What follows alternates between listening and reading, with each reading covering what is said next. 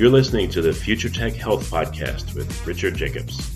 Until I reached age 40, I never realized the obvious, that we all have medical issues, or we at least have a family member or close relation that had, has, or will have them in the future. Medicine and biological systems are the final frontier. Until we've conquered death, figured out how life began, cured cancer, and understood our purpose in the universe, there's a heck of a lot to talk about when it comes to our health. Future Tech Health means I'll be covering futuristic topics that are actually already in clinical trials, or even starting to appear on shelves or by prescription, or available for your own use. We dive deep into stem cells, CRISPR-Cas9, the science of sleep, epigenetics, medical testing, cancer, ketogenic diets, stem cells, aging, regenerative medicine, and more. My goal for you, the listener, is to learn from these podcasts. You may very well learn something that may change the course of your life for the better, steer you towards a new career, or give you insight into addressing a serious medical problem. Remember, however, this podcast and its content is informational in nature only. No medical, tax, legal, financial, or psychological advice is being given. If you enjoy the podcast, please listen, subscribe, like, and share it with friends. Thank you. Hello, this is Richard Jacobs with the Future Tech and Future Tech Health Podcast.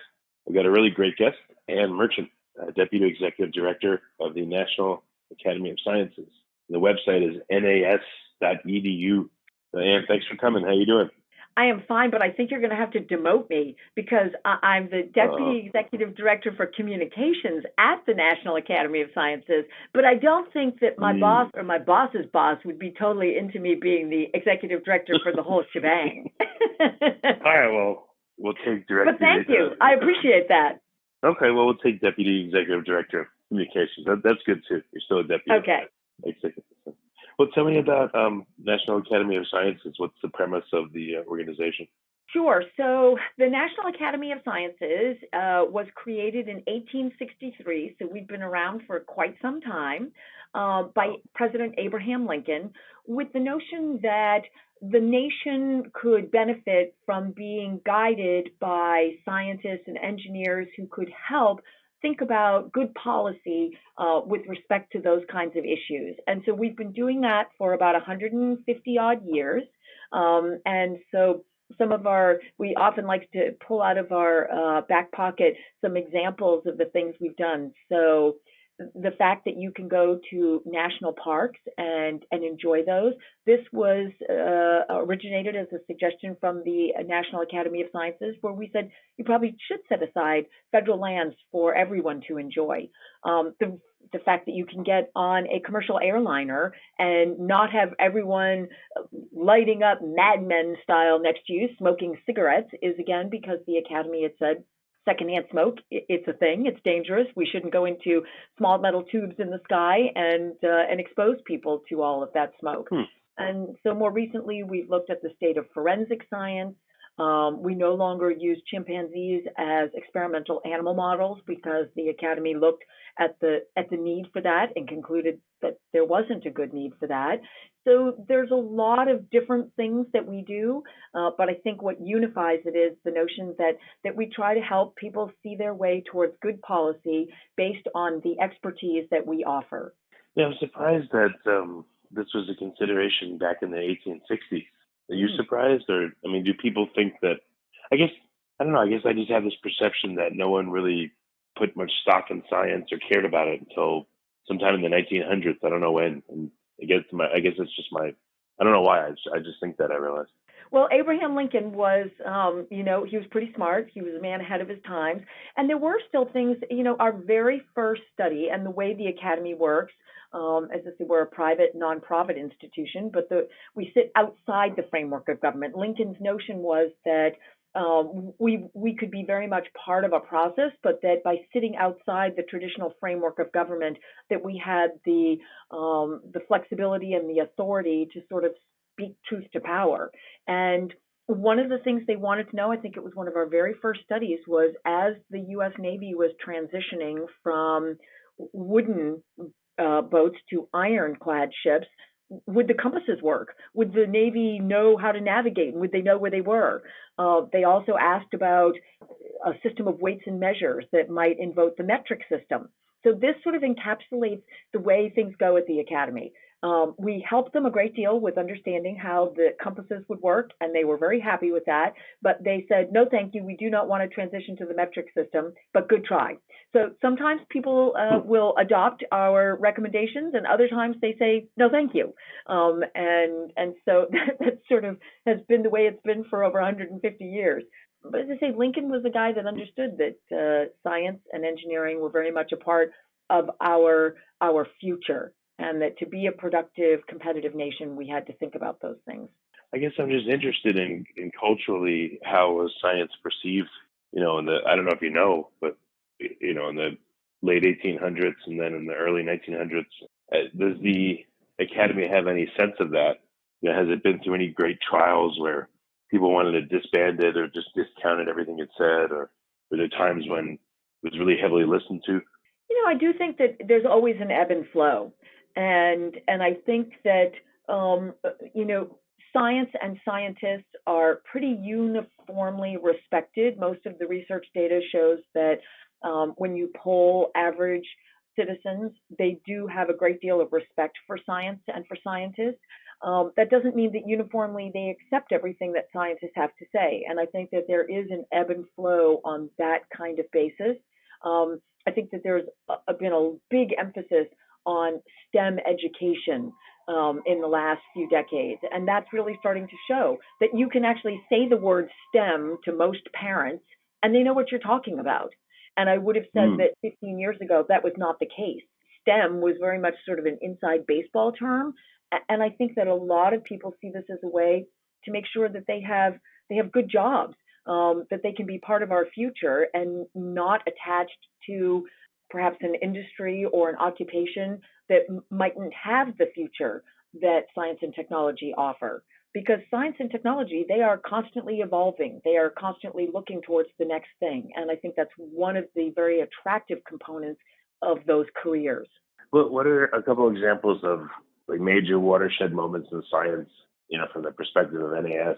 It sounds like rejecting the metric system maybe have been one. Any details on any of these big moments and what maybe the inside scoop was and why some things were adopted and some things weren't? I think it's really topical. Some things, each topic sort of has its day, and we are a very broad institution. But I know, for example, I think this was probably 15, 20 years ago, again, science education has always been something that's very interesting to people, but we looked at how children are taught to read in this country. And there was something most people don't know, that there was a reading war. But there was. And should we be teaching children by whole language or by phonics? And the Academy sort of called a truce to that long-standing discussion by saying essentially it's both. And so, so maybe in that period of time there wasn't as much interest in cybersecurity. But now, of course, this is a topic that is very hot. And so what you find is that I don't think there's ever a time where the academies is not listened to or that we don't feel relevant. I think it changes. The topic will change based on what's happening in the world and the sort of cultural zeitgeist. But I don't think we've ever been irrelevant or unnecessary, but there will be an ebb and flow on topics. And I think that's what I would say, that we can see the way that the country is motivated to think about different things based on what we're asked to pay attention to. So what are some of the most important topics right now that you see? Well, I think we're very busy in the health and medicine division.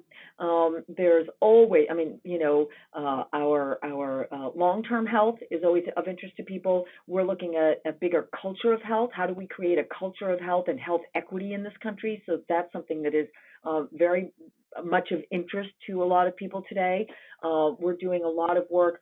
Interestingly, I've been sitting in meetings and we've been doing things on Legionnaires Disease or Legionella, which is the bacterium that contributes to, that causes Legionnaires Disease. And there's a staggering number of deaths that can be attributed to exposure to this bacteria. And I guess I didn't realize how big a deal it was. So we've been doing work on that. I can tell you that probably I remember infectious diseases are always of interest to people, and the epidemiology of viral spread, that's very hot all the time. I'm trying to think of other things that are big right now. We just I have a colleague who likes to say that we release a new study every business day of the year. And when we talk about the studies, he would always say, and that's a PhD size thesis every day, every business day of the year. So that's a lot. I mean, when you think about the breadth that we're covering with that, whether it's about K through 12 science education or whether it's about cybersecurity, we just did a report recently on a roadmap to reducing childhood poverty. There's I'm on the same floor with the Division on Engineering and Physical Sciences. So I heard somebody talking about the fact that they were doing something on unmanned aircraft systems and drones. We have a transportation research board here that is always very, very busy. So it doesn't sound super sexy, but transportation affects all of us. And so thinking about the health of our roads, the way we can look at traffic patterns to reduce congestion, that when we think about climate change and how we'd want to reduce the number of automobiles and carbon emitting vehicles on the road. So, it is always astounding to me, the breadth of what we are doing. And it really is kind of astounding, from commercial sex exploitation. I saw a report on that not too long ago, to just, engineering education. We really cover the gamut. What about science that is turning political when maybe some people think it shouldn't, like global climate change? There's some people that are saying, oh, it's a political issue. It's not a real science issue. And, vaccines, whether or not to vaccinate. It seems like, which is scary to me, that some issues that should sit in the realm of science and evidence and fact, I'm not saying I have a position one way or another, but they seem to go and become political footballs instead of just staying in the science world. Yeah, I think that's always true, that there are issues in science and technology that will become politicized. We are very careful not to stray into that advocacy territory. For us, advocacy is our kryptonite. We will very carefully study a particular question and come back with an answer, but we don't advocate around that answer.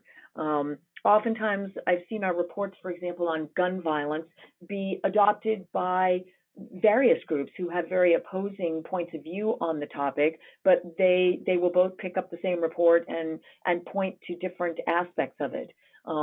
We don't comment from there. We leave it out there in the public domain, because I think we do really believe that science from our point of view is not political. We have a very careful process when we bring committee members onto the work that we're doing to look at conflict of interest and bias, and we do try to keep the activities as pure as we possibly can. I mean, we've obviously been studying climate change, I think as far back as the 1960s, maybe even in the 50s. But we've been looking at climate for a very long time, and there's a lot of evidence that's reflected in the reports that we do. And I think that's true of whether you're talking about evolution or genetically modified foods or vaccinations. All of these are potentially controversial topics, but the science is relatively clear, and it's out there for people to consume in our reports.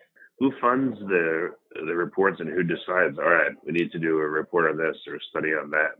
So the work of the institution is funded from various sources. I hesitate to quote you the exact distribution because I don't want to get it wrong, but we do get a decent amount of our funding from the federal government. We receive no direct federal appropriations. Rather, we are sometimes included in budgets that go before the Appropriations Committee, but our work is, when it's funded by the government, is through various contracts or grants that are given to us by different agencies or departments. And then we also receive a fair amount of funding from the private foundation sector. We do receive some small amount of corporate funding, but it's never more than a very, very small percentage of the whole of any particularly funded project. We do our work as an independent entity, and we're very careful about how we safeguard that sort of gold standard under which we operate independently. Yeah, so if someone funds you, the requirements are what, that the results have to become public record, or what are some of the requirements that whoever funds you? So all of there is some work that we do that is considered to be classified by the U.S. government, and so that's not publicly available, but we go into that knowing the terms of that. So sometimes we are asked to weigh in on something that is classified. But for the most part, yeah, everything else we do is out on our website. It's free to download and to read online, and we make sure that people have access to our work as quickly as we can once the studies are done, or the workshops or the roundtables, whatever we're doing. So they're very publicly accessible. I wouldn't say they're light reading, so I'm not sure that everybody's going on there. Right. Which is, of course, why the programs that I work on are meant to take some of that information that is geared towards higher level policymakers or people within the academic community, and just sort of translate that or find ways to bring it into a different milieu so that it's not just for policymakers and academics, but there's a way to take this gold mine of material and make it more available and accessible and interesting to people who wouldn't ordinarily download one of our 300-page reports. So, I don't know how many of the reports you read, but it sounds like you're exposed to them quite a bit. How has it changed your perception of science, or your perception of how other people you think view science? Like, what are some interesting things you've learned from looking at reports? Gosh, I've worked here for almost 30 years, and I feel like one of the huge benefits of my job is that I learn something new almost every day.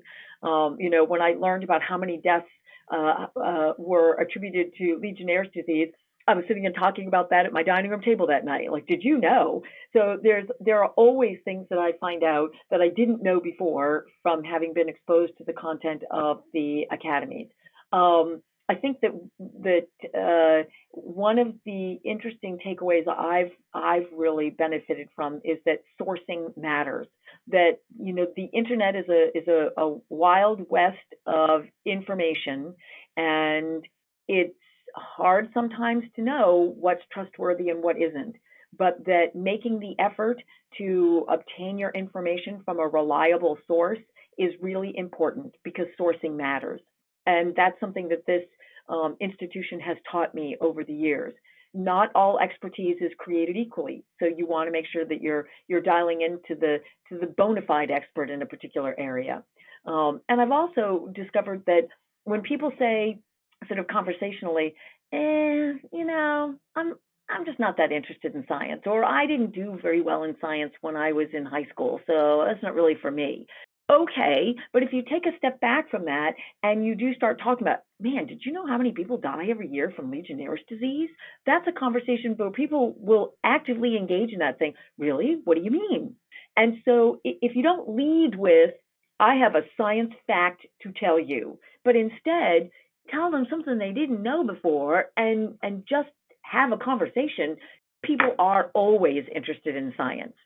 They just don't know it, or they don't call it that. But because science is the world around us. Science is pretty much everything that you can think of. As I said, whether it's the metro ride that you took to work is all about the engineering, or the meal that you're eating and how that was produced, and all the agricultural technology that's invoked in bringing food into onto our plates and through the food system, whether it's dropping your child off at school and thinking about the education to which they are exposed. So once you start talking about these things within the context of what people actually care about, and just instead of leading with science, everybody cares about science. And that's the thing I've certainly discovered over my years here.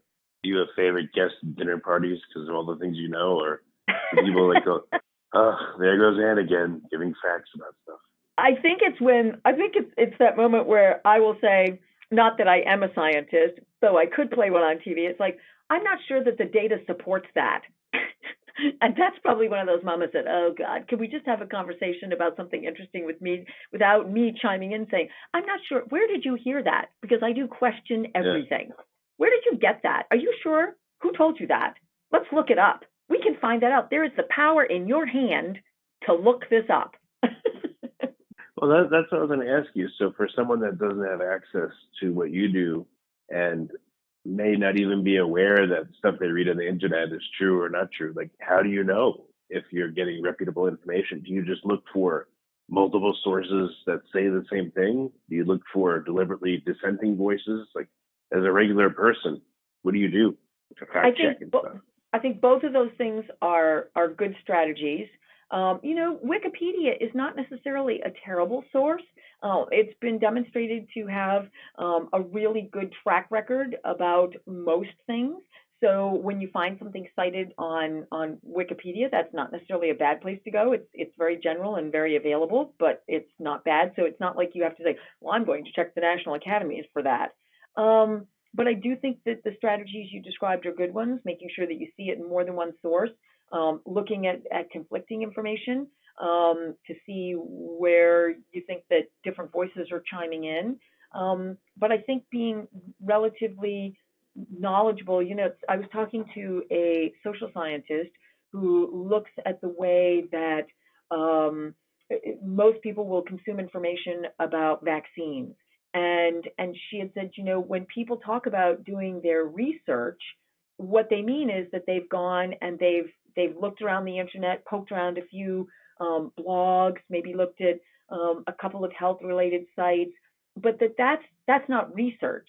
That real research is conducted with very specific parameters and rules invoked. But going out there and doing your homework is important. But getting to the people who actually do research, that's also important. If you're a blogger who has an opinion about vaccines, that's not a source that you could call having engaged in research. But getting to somebody who's actually done research and looking at their conclusions, that's a different kind of thing. Oh, there's a bunch of barriers to that from what I've seen. One is like even reading scientific papers. I've interviewed a lot of scientists, so I'm getting to the point where I could read them and understand, 50% of them. But to most people, it's gobbledygook. And a lot of papers are behind paywalls. They won't even let you see them unless you're a researcher, which is like ridiculous to me. And then how do you even find the right papers? Or how do you even do research to find stuff out? Like, what is a regular person supposed to do? Even if you're not reading the original research, excuse me, if you're reading people who are citing that research and doing it, and again, it's one of the reasons that we work on communications programs that are meant to bring the work of the institution to broader audiences in different ways. And so we're launching a campaign, for example, called The Science Behind It. And it's framed around 30 different questions that our polling showed that most Americans were actively interested in. And we've done videos, and there'll be written content that is not written in the same language as our reports, but that uses our reports as the basis for sourcing the answers. And so we're not asking you to, as you said, wade through the pretty heavy going of an academic report, but instead read something that has been written in a way that is much, much more everyday language, and yet still emanates from the same source. Okay, so that's the way to do it. What, well, knowing what you know, I don't know if you want to answer, it's up to you, but let's say like climate change, knowing what you know, do you think, for instance, that climate change is a real phenomenon that's happening, or, what's your outlook based on what you've seen, as a quick question? Well, I mean, if you look at the reports from the academies, and we actually have a climate communications initiative here at the institution, I think that they would point to the preponderance of the evidence, which demonstrates that the climate is changing and that human beings have created that impact on the climate. Okay. And what about the vaccines? Human activity. Okay. So human activity, does the evidence is saying that it's leading to climate change? Yes, that anthropogenic climate change is something that the academies has described in detail in many of its reports and in a lot of its communications material.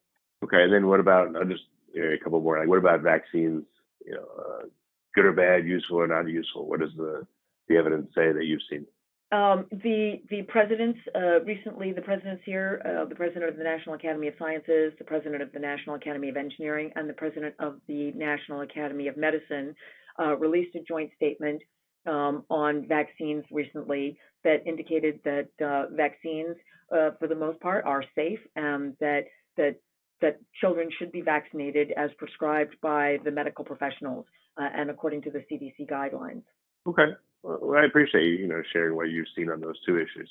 It's just, like I said, it's just, it's just interesting and maybe a little scary that some issues that I think should be purely science-based get to be political one way or another. But yeah, and I think like you said, the Academy's website on climate is very clear that climate change is happening today, that the evidence for it is clear and compelling, that we know this will affect people's lives, and that decision makers need to take climate into consideration in a variety of contexts. I mean, this is all very clear from the research. Any big issues that you think are really relevant and important for people to be aware of, now through the next, 5 to 10 years? Well, I mean, there are so many things. There's a lot. I know. It's just, and you've mentioned vaccines and you've mentioned climate, and I think we're all, especially as we look towards the next election cycle, I think that cybersecurity has been something on a lot of people's minds, and the security of our voting system, and the Academies has a report on the security of our voting system. I think that there are so many ways. I mean, as I was saying to you, everybody's lives are touched by science every day. And I think that the Academies recognizes that the health, the economic health of the country relies in great measure on investments in science and technology, and that that's something that we address in a number of our reports on a regular basis. Yeah, does anyone, any company or organization contact you and say, hey, we need like research on a topic? Can you at least point us in the right direction or help us out? Do you have anyone that works for NAS that, again, whose job it is to be hired to do research because maybe you have access to more diverse sources? I wouldn't say that that's really the role that we play. It's at a higher level for the most part. So we're doing, big studies or workshops or roundtables for sponsors that come to us, usually with a specific set of questions that frame the charge that we have accepted and pursue. But there's not, so it doesn't work exactly as you're describing, but certainly all the resources from the work that we're doing for those individual sponsors are available on our website. And so if somebody wanted to know about vaccines, like somebody who doesn't want to read our whole report, we do have a part of our website. There's a section called Based on Science, and so we know that people are interested in vaccines. So we've got a page out there where people are asking, is it true that vaccines are safe? And so we have said vaccines are extremely safe, and they have many health benefits and few side effects. That the benefits are great and the risks are low. And then, so it's not that we have a person who's answering that question necessarily, but there are a lot of resources on our website. Any comments on AI and the future of jobs or facial recognition, AI, privacy, that kind of area? It's funny when you mention AI because, one of the programs that for which I have responsibility is the Science and Entertainment Exchange, which is a program that connects the science and engineering community to the entertainment industry and helps writers, directors, producers, people like that kind of think about the way that they can invoke science and engineering in the projects that they create. And AI is always one of the most sought after topics from the Hollywood community.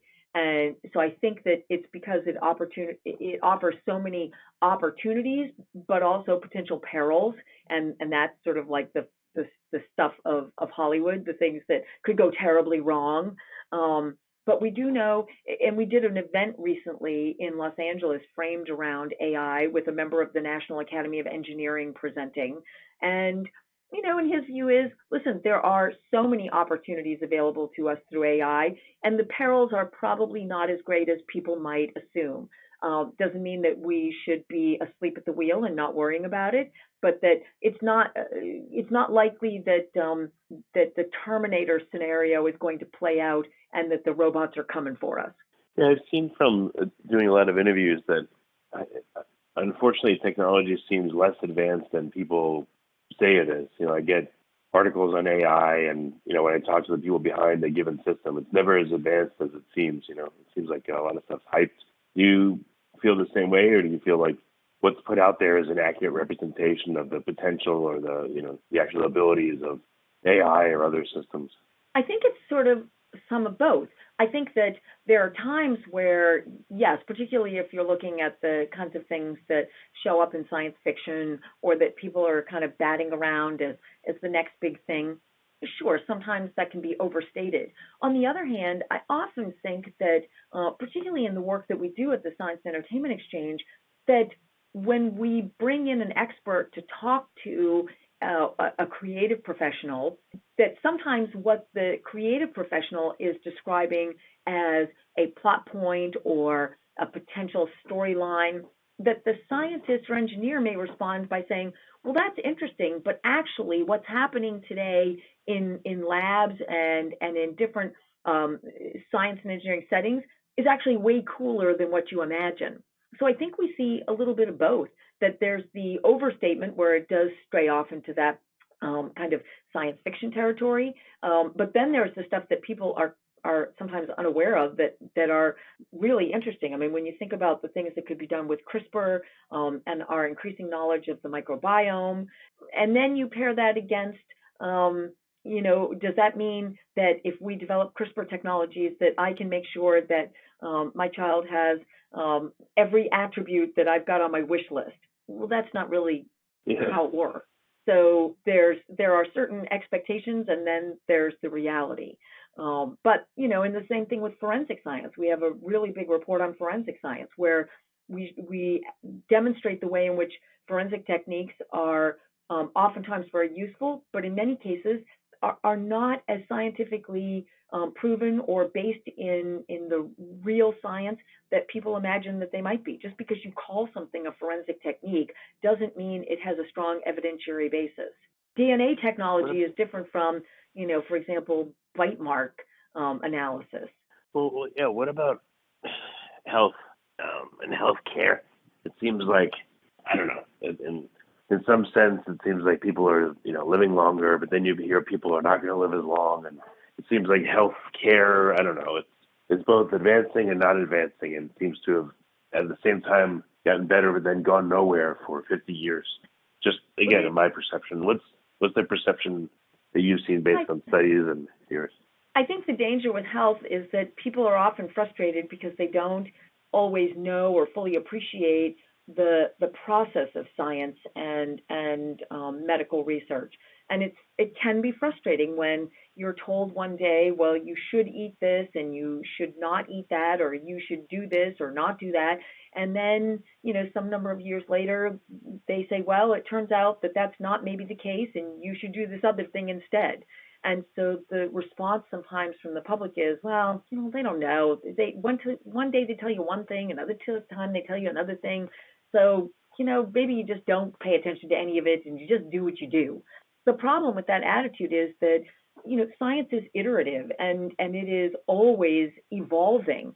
And so when, especially with human health, you have the choice of not saying anything and seeing how the process evolves, or providing guidance that is based on the best information that we have at the time. And it doesn't mean that you stop there. It doesn't mean that you say, here's the answer, we're done. You continue to do research, you continue to analyze, you continue to track trends, and you learn from that. So, I was out at the Biosphere 2 outside of Tucson recently, and we had taken a group of writers from the Hollywood community. We had a retreat out there, and then we went to the Biosphere. They were very nice. They hosted us and gave us a private tour, and somebody had essentially said, well, this whole biosphere thing where you put people in this dome, it was kind of a failure, wasn't it? And the person from the biosphere had said, well, is it really a failure? What you want to do with scientific investigation is learn something. You try to learn and profit from that knowledge and then change as a result of that knowledge. And so the experiment was run. They learned some things from it. It didn't always track to their hypothesis, but now we know things that we didn't know before. Is that a failure? I mean, I would agree with the people from the biosphere. I don't think that's a failure. I think it's the process of science. Even when things don't, even when your experiments technically fail, you are profiting from that failure and figuring out how to go forward. Yeah, no, that's true.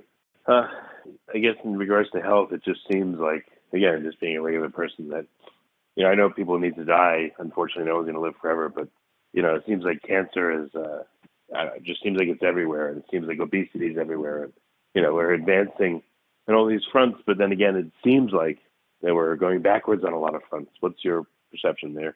I don't feel like we're going backwards, and maybe it's because I work around a lot of people that invest so much time and passion in their work, and the optimism is sometimes catching. But the idea that science and medicine can advance is, to me, very clear, and that listen, personal health is complicated.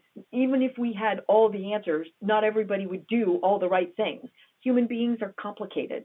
And there's a lot of reasons for things. I mean, sometimes when you look at obesity, it's hard you got to be careful about making judgments, because the person that may be eating food that is not the ideal balanced diet may also live in a place where they don't have access to food in the same way that somebody else might if they lived in a different place.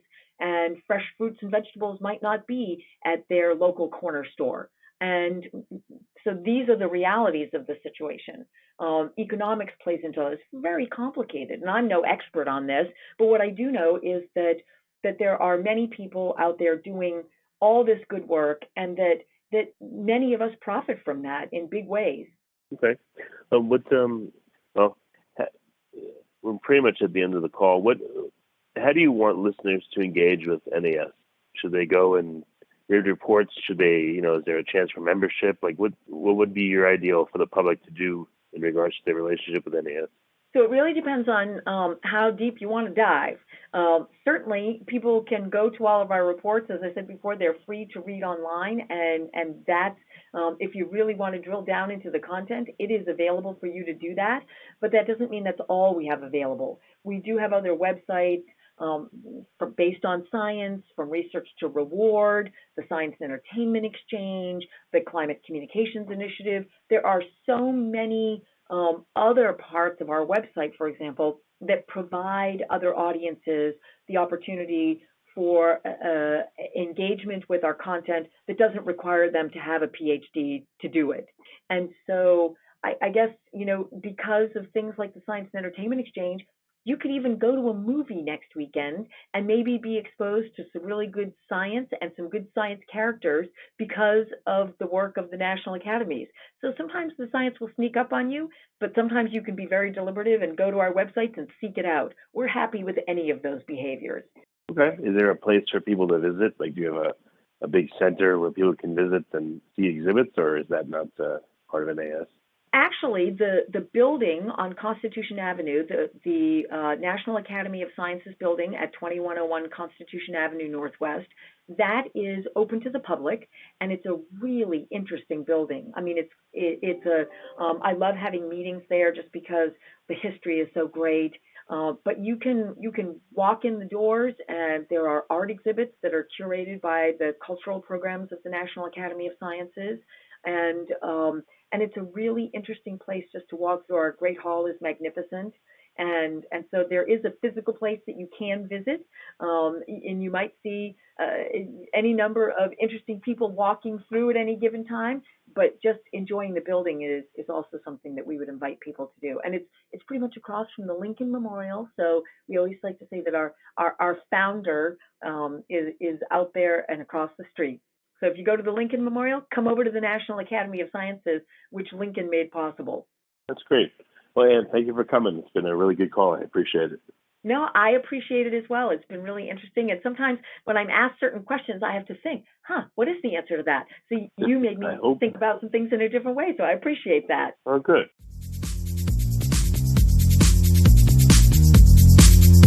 You're listening to the Future Tech Health Podcast with Richard Jacobs.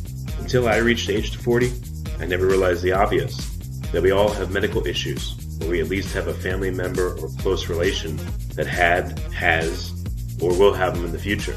Medicine and biological systems are the final frontier. Until we've conquered death, figured out how life began, cured cancer, and understood our purpose in the universe, there's a heck of a lot to talk about when it comes to our health. Future Tech Health means I'll be covering futuristic topics that are actually already in clinical trials, or even starting to appear on shelves or by prescription, or available for your own use. We dive deep into stem cells, CRISPR-Cas9, the science of sleep, epigenetics, medical testing, cancer, ketogenic diets, stem cells, aging, regenerative medicine, and more. My goal for you, the listener, is to learn from these podcasts. You may very well learn something that may change the course of your life for the better, steer you towards a new career, or give you insight into addressing a serious medical problem. Remember, however, this podcast and its content is informational in nature only. No medical, tax, legal, financial, or psychological advice is being given. If you enjoyed the podcast, please listen, subscribe, like, and share it with friends. Thank you.